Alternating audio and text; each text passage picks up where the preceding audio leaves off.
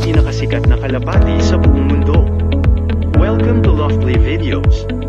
Noong panahon ng World War I, Meuse-Argonne Offensive in 1918. Nakita ni American Major Charles Whittlesey at ang kanilang tauhan na sila ay napapaligiran ng mga Germans at na halos lahat ng kanilang kalapati ay nabaril ng mga German. Si Sher Ami ang kanilang last hope at nag-iisang kalapati.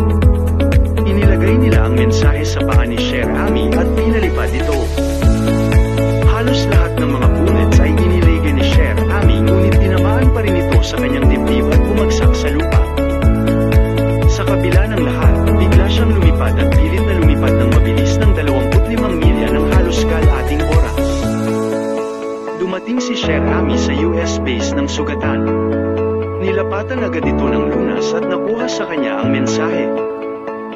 Agad naman gumawa ng aksyon ng US base at nagpasabog sa lugar na kinaroonan ng Lost Battalion at para iligtas ang 174 na sundalo.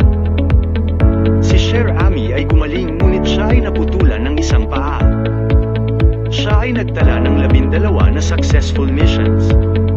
Siya ay isa sa ginawaran ng parangal na Croix de Guerre ng French government. Siya ay ginawaran din ng Animals in War at Peace Medal of Bravery. Ang kabayanihan ni Sher Ami ay hindi matatawaran.